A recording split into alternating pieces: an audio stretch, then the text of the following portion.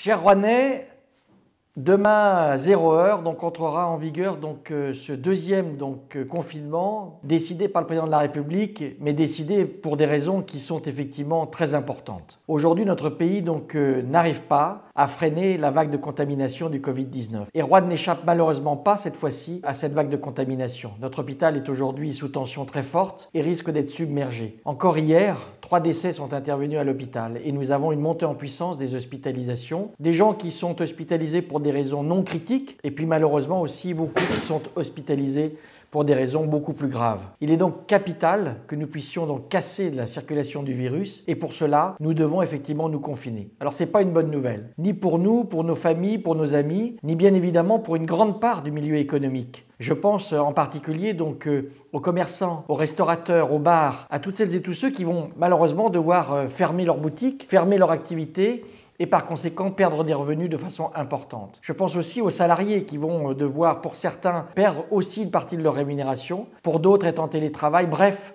ça perturbe effectivement la vie de la cité. Nos collectivités, la ville, l'agglomération, les services annexes vont rester en service et nous avons travaillé dès ce matin pour pouvoir faire en sorte que ces services soient maintenus, en particulier les services essentiels. Par contre, nous aurons certainement aussi des fermetures. Je pense au théâtre, je pense au musée, je pense aux déchetteries, bref, à des services qui ne sont pas essentiels dans la vie du quotidien et pour lesquels nous devons restreindre les déplacements. Je voudrais aussi vous demander impérativement de vraiment respecter les gestes barrières et surtout de vraiment rester chez vous sans inviter ni d'amis ni de la famille qui ne vit pas sous votre toit. C'est effectivement très rigoureux, c'est très dur, mais plus nous le ferons sérieusement, moins longtemps durera ce confinement. Il est donc très important que nous soyons irréprochables, extrêmement rigoureux et que nous prenions très au sérieux cette situation. Aujourd'hui nous avons parmi nos proches des gens qui sont touchés. J'ai parmi les personnels de la ville, de l'agglomération, de nombreux agents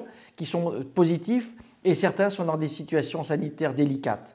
Par conséquent, si nous pensons vraiment à nos proches, si nous pensons à nos aînés, si nous pensons à nos enfants, nous devons tout faire pour limiter la circulation de ce virus et donc nous comptons sur vous. Vous dire que les marchés alimentaires de la ville restent ouverts. Il faudra bien évidemment y aller masqué et utiliser le gel hydroalcoolique et respecter les distances. Bien sûr, les grandes surfaces restent ouvertes, elles sont indispensables à la vie. Mais néanmoins, nous devons les uns et les autres faire des efforts pour concentrer nos achats en direction des petits commerçants alimentaires en particulier. Ils ont besoin de notre soutien et nous devons aller effectivement en priorité nous servir chez eux. Enfin, nous approchons des fêtes de Noël. Nous allons les uns les autres essayer de passer ces fêtes de Noël dans les meilleures conditions possibles.